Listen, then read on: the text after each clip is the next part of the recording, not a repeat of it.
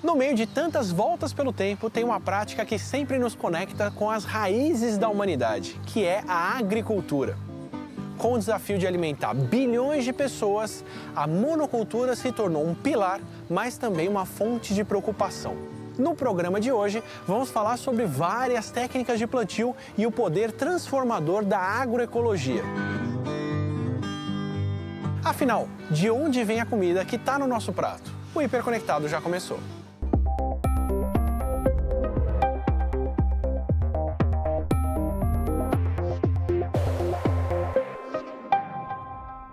Seja bem-vinda, seja bem-vindo ao Hiperconectado. A monocultura é essa técnica de plantio de só uma espécie de planta numa área que pode ser enorme, o que permite o uso e o desenvolvimento de mecanização e também aumento de escala, produtividade e até padronização de um produto.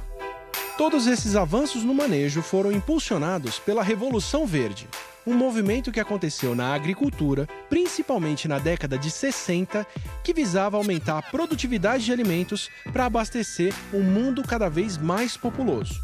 Atualmente, a monocultura é o sistema de plantio mais praticado no mundo inteiro. A gente fala muito, da monocultura nessas grandes culturas, que hoje é o que nos chama a atenção. É a soja, o milho, a cana, Mas nós temos praticamente monocultura em todas as culturas que a gente consome, desde lá do morango, do café, até essas grandes culturas.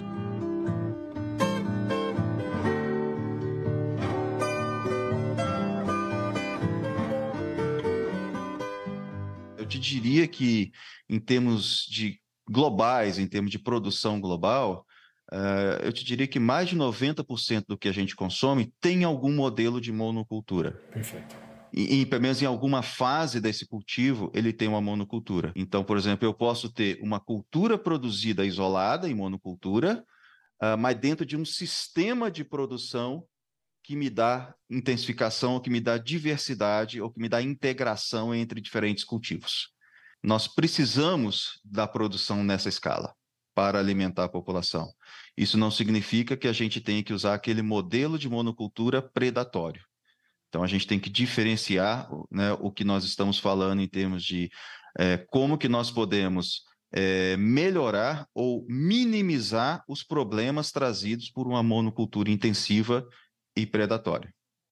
A Revolução Verde aumentou a produtividade agrícola em todo o mundo. Entre 1960 e 2000, as colheitas de todos os países em desenvolvimento aumentaram em 208% para trigo, 109% para arroz, 157% para milho, 78% para batatas e 36% para mandioca. A produtividade aumentou até mais de 3 vezes para o mesmo hectare plantado, como no caso do trigo, ou 2,5 vezes no caso do milho.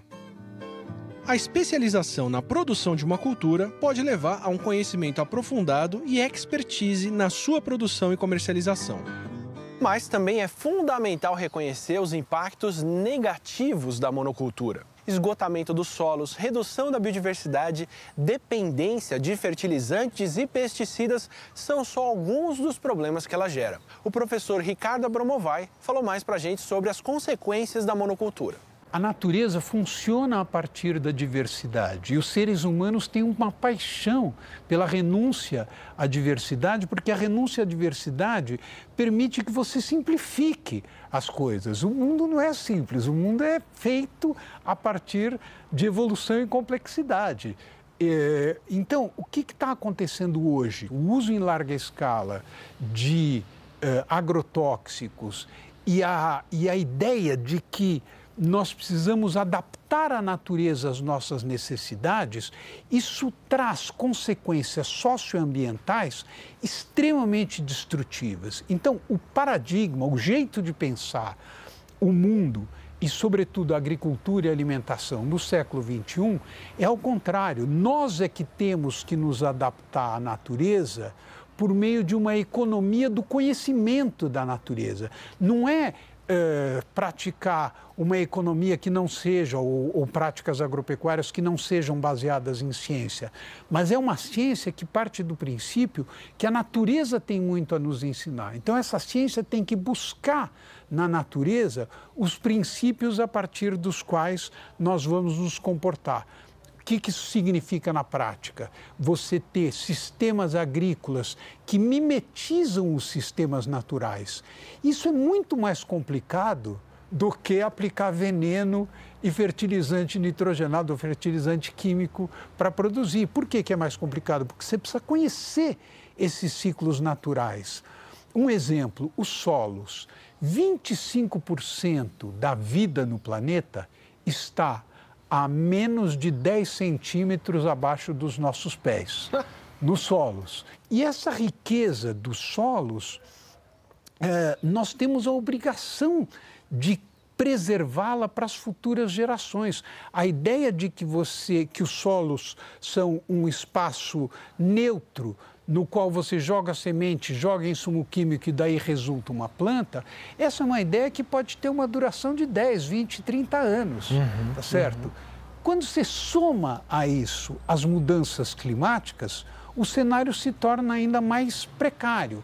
No Brasil, toda a monocultura de grãos que vai do sul do Brasil até o Cerrado tem sofrido secas periódicas com prejuízos gigantescos. Em 2022 foram 70 bilhões de prejuízos. Quer dizer, esse jeito de produzir alimentos baseado na homogeneidade e na monotonia não tem como funcionar com as mudanças climáticas.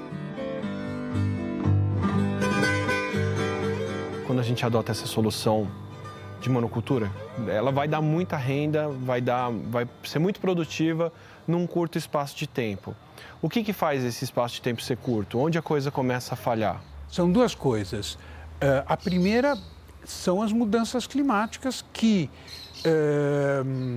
de um lado, a própria agricultura é vetor de mudanças climáticas. As pessoas não sabem, mas essa é uma informação importante. 1/3 das emissões de gases de efeito estufa no mundo vem do sistema agroalimentar, seja na própria produção, pelo uso de fertilizantes nitrogenados, pela emissão de metano vindo dos animais ruminantes. Então, de um lado, a agricultura é vetor de mudanças climáticas. De outro lado, a agricultura é vítima das mudanças climáticas, porque as mudanças climáticas interrompem o ciclo habitual de chuvas, exigem irrigação e aí a coisa vai se complicando. Isso é um primeiro fator fundamental, que são as mudanças climáticas. E um segundo fator muito importante, que pode não dar certo nas monoculturas, é que como as monoculturas significam renúncia à diversidade, não só à diversidade de produtos, mas à diversidade existente nos solos. Quer dizer, uma agricultura saudável supõe, antes de tudo, solos vivos. E a introdução de elementos químicos em larga escala nos solos significa você ir reduzindo cada vez mais a vida dos solos. Com isso, você precisa aplicar mais fertilizantes. A homogeneidade das culturas favorece o ataque de pragas que, numa situação de diversidade, seriam eliminadas por outros insetos, por outros micro-organismos, por outros fungos que competem com essas pragas. Numa situação de monocultura, o único jeito que você tem para combater as pragas, os fungos, os insetos, etc., é aplicando cada vez mais agrotóxicos.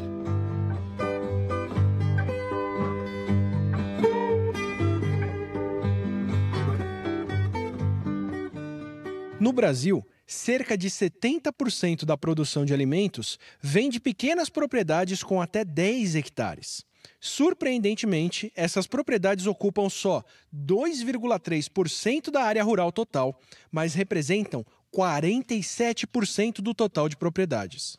Em contraste, as propriedades com 1.000 hectares ou mais correspondem a só 0,91% do total, mas ocupam 45% da área total. Esses dados revelam a importância crucial das pequenas propriedades na produção de alimentos, destacando sua eficiência e a relevância para a segurança alimentar do país. Uma alternativa à monocultura tradicional pode ser o plantio de orgânicos. Esse sistema de cultivo usa um manejo mais natural, mais sustentável e, inclusive, evita o uso de fertilizantes e de pesticidas sintéticos e evita até o uso de organismos geneticamente modificados. Para entender melhor esse sistema de manejo, a gente foi visitar o sítio Oyama, no extremo sul da cidade de São Paulo.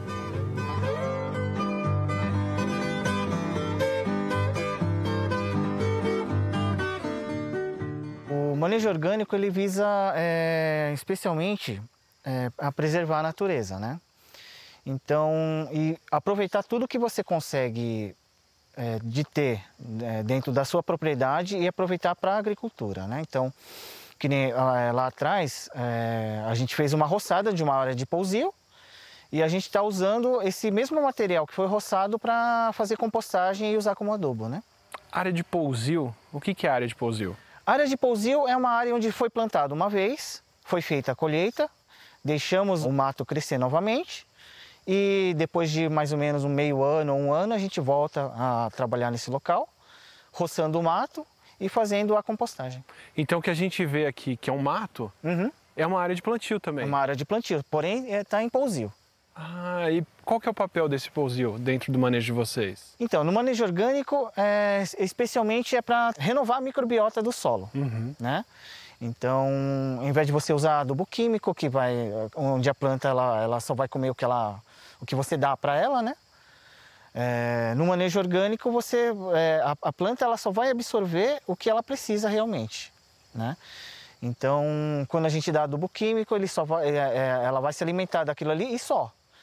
Só que como a gente faz no orgânico, ele vai renovar essa microbiota do solo e vai ser tudo absorvido pela raiz, né? Especialmente produção de nitrogênio.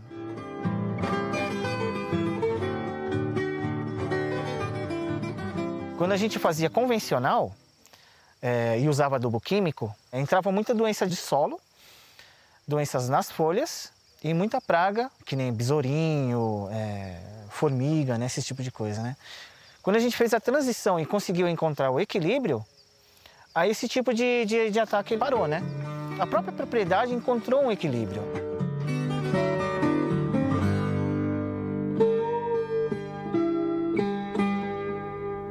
Daqui a pouco a gente volta para mostrar outras práticas de plantio. A gente vai falar sobre agricultura familiar, o plantio de orgânicos e a agroecologia. O Hiperconectado já volta.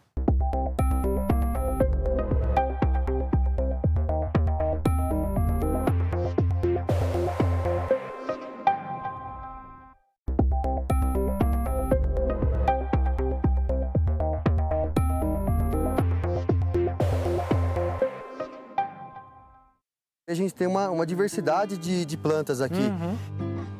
Se você perguntar assim para um agricultor já agroecológico, já mais maduro, você perguntar o que ele produz, ele vai falar, produz ambientes produtivos. Como você pode ver, chega até ser uma obra de arte, né? Tudo florido. De volta com o Hiperconectado. Nós já vimos como a monocultura foi importante para alimentar e abastecer uma população crescente, mas também estamos vendo a importância de métodos de manejo alternativos. São sistemas de alta diversidade que valorizam o cultivo de várias plantas em um mesmo espaço. Esse tipo de cultura pode trazer diversos benefícios, como o que nós vamos ver agora.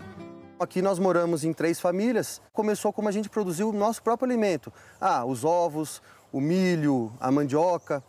E dentro disso, o pessoal foi se apaixonando pela agricultura cada vez mais, aonde que a gente começou a iniciar com a uva. A gente introduziu uvas de mesa, que hoje é nosso carro-chefe comercialmente, e a gente houve toda uma transformação. A gente pegou o pasto que era degradado, começou a trabalhar com manejo de solo, introduzindo o quê? Adubações verdes, que são, teoricamente, matos na linguagem popular.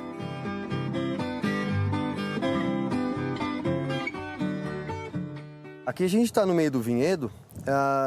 Nessa época, a gente fez o plantio da adubação verde E como você pode ver, a gente tem uma diversidade de plantas aqui. Eu tenho nabo forrageiro, eu tenho corda de viola, tenho a braquiária. O que acontece aqui? Nesse momento, elas vão crescer, certo? Vão consumir nutrientes. Depois desse momento, quando a gente for fazer a poda da uva, a gente vai roçar essa área e vai gerar uma matéria orgânica, onde ela vai conservar a umidade no solo, né? Vai manter uma temperatura legal, não muito quente, e consequentemente depois os micro-organismos, né?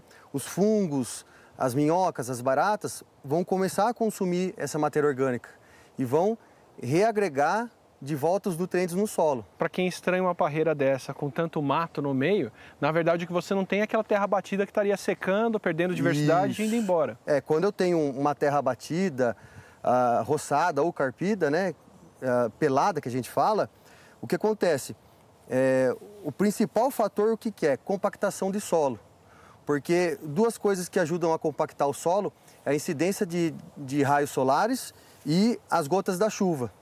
Que a gota da chuva cai e ela molha, sim, mas ela compacta o solo, ela pulveriza, né, o solo e vai mantendo o solo duro. Então, tudo isso aqui é um trabalho para poder amaciar esse solo e, consequentemente, as raízes da uva crescer mais, buscar mais nutrientes.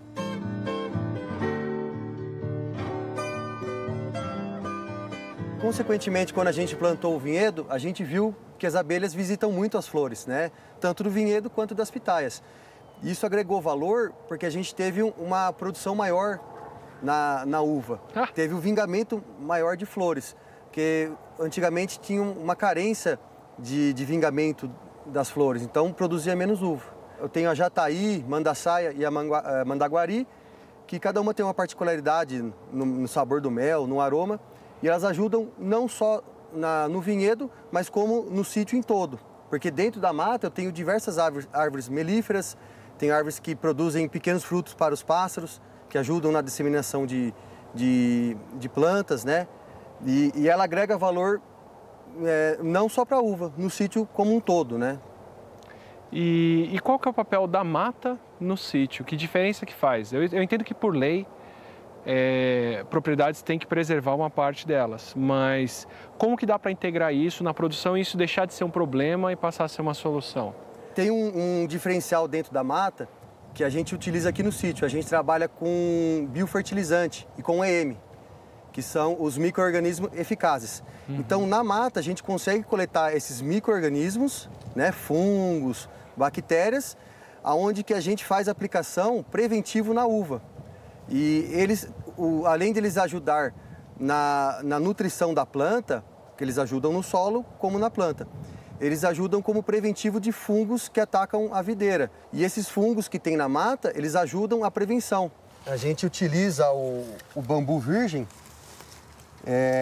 e a gente corta ele no meio, aí a gente faz um arroz, né, cozinha um arroz sem tempero nenhum, sem óleo, sem sal, e a gente põe o arroz aqui dentro. A gente amarra e a gente enterra na serrapilheira aqui. Depois de 7 a 10 dias, a gente vem coletar esse material. Quando você abre, você tem um arco-íris de fungos aqui, porque o arroz ele serve de alimento para esses fungos. Então eu tenho fungo amarelo, branco, vermelho, tenho rosa, tenho verde. E aí depois a gente pega, a gente reproduz esse fungo num recipiente com caldo de cana. Quando ele se proliferar, a gente faz a aplicação nas plantas.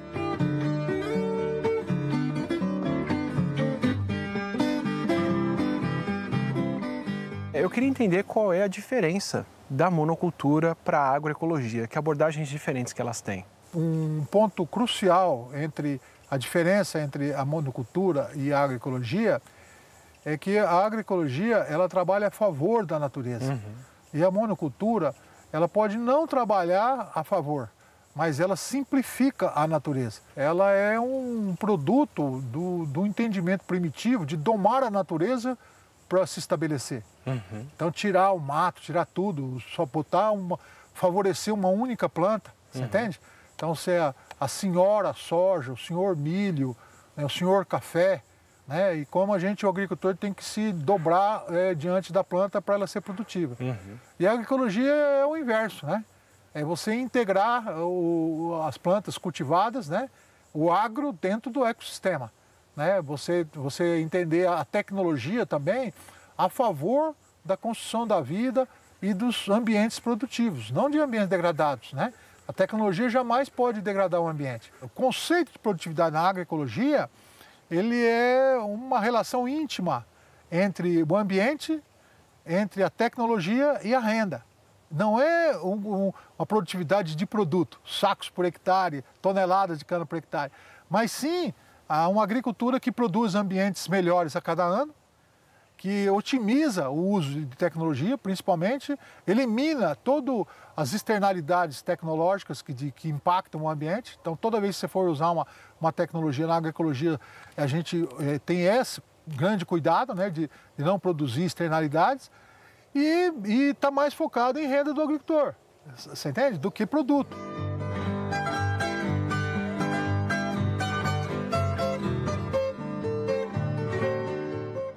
Então aqui tudo a gente trabalha em harmonia. A gente tem a área da mata, onde que tem inúmeras colmeias de abelha escondidas. Eu tenho pássaros também que ajudam na semeadura de frutas que eu tenho aqui no sítio. Então tudo é um ciclo, né? É uma roda onde um precisa do outro. Se eu quebrar um local, eu começo a ter interferência. Então se eu mantenho tudo roçado aqui, eu não vou ter mais abelha, eu não vou ter mais borboleta. Aí quando eu podar a uva, que ela estiver aflorada, eu vou ter déficit de polinização, onde que eu vou ter uma produção menor. Talvez você já tenha ouvido falar no termo agrofloresta, que é um sistema de cultivo que visa imitar uma floresta natural, onde você vai ter até o mesmo tipo de estrutura e dinâmica, com árvores, cultivo agrícola e animais dividindo o mesmo espaço. Na agrofloresta, as diferentes espécies de plantas são cultivadas em camadas, ou seja, no solo, no nível médio, com arbustos, e no dossel superior, com árvores mais altas.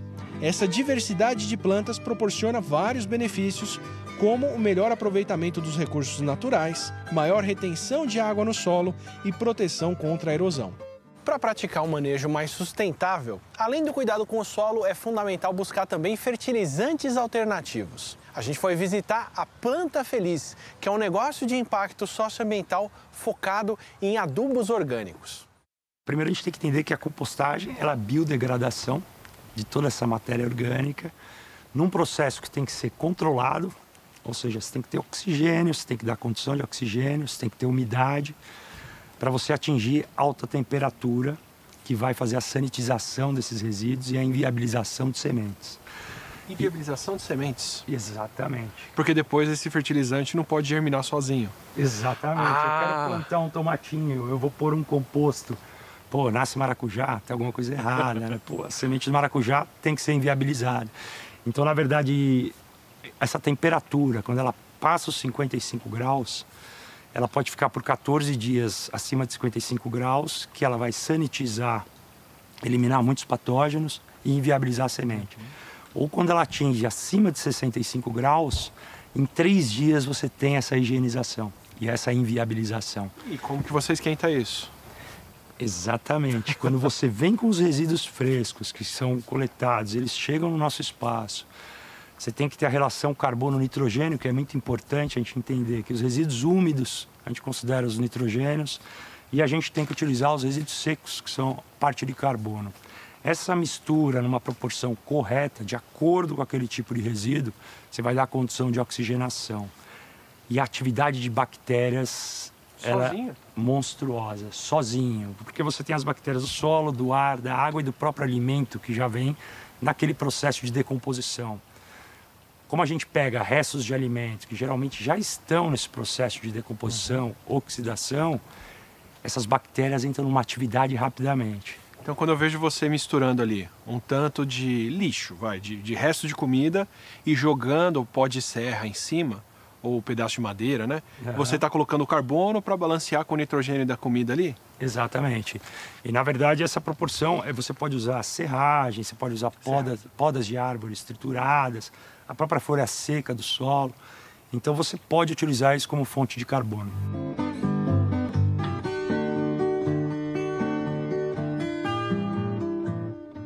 quando esse composto é transformado em adubo. Onde isso vai ser usado e como que isso muda o ciclo que a gente tem de plantio normalmente, que é você gera um fertilizante numa fábrica, pega isso, usa no solo e depois isso é jogado no esgoto de quem comeu a comida produzida com esse fertilizante. O resíduo ele vem para cá, ele é compostado, ele volta para uma agricultura orgânica familiar, né? Ou até para a residência direta do meu cliente e volta, né, em forma, por exemplo, de uma hortaliça da casa dele até também.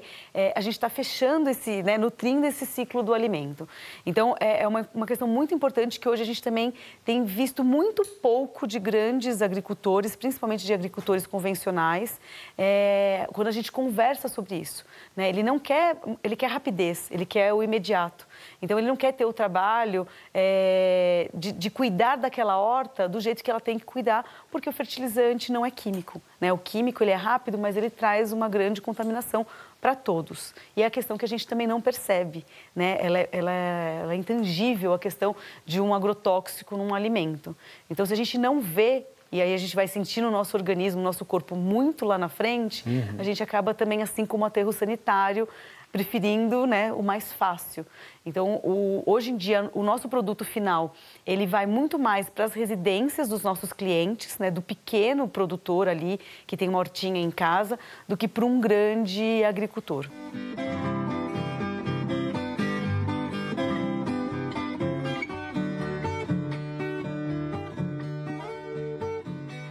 Se você pensar, a monocultura tradicional, ela, por definição, não tem como ser sustentável.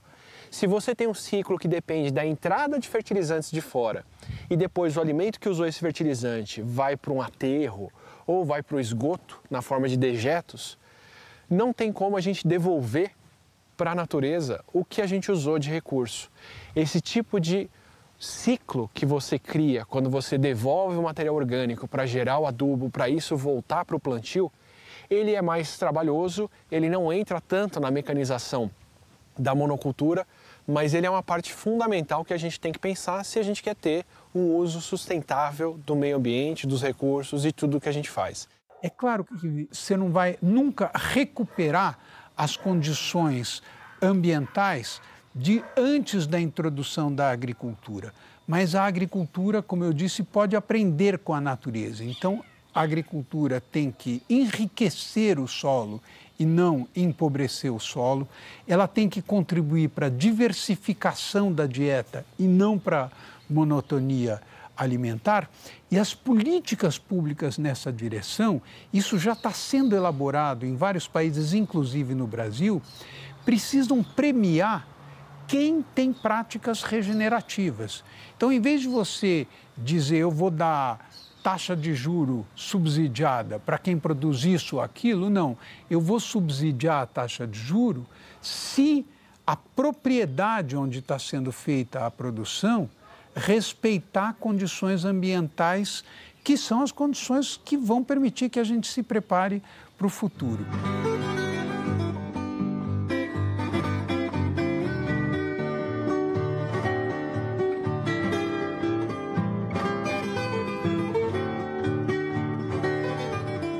Embora a monocultura tenha grandes vantagens, como o aumento de eficiência e a redução dos custos do que é plantado, é fundamental reconhecer os seus impactos negativos e o preço alto que ela cobra por isso. Buscar alternativas como práticas mais agroecológicas e a diversificação das culturas pode ser fundamental para garantir sistemas mais equilibrados e, com isso, mais resilientes e mais sustentáveis a longo prazo. A transição para práticas mais agroecológicas é fundamental para a gente poder garantir uma sustentabilidade maior, mais segurança alimentar, promover a saúde do meio ambiente, das pessoas que comem essa comida e até das comunidades rurais. O Hiperconectado vai ficando por aqui, mas semana que vem a gente está de volta.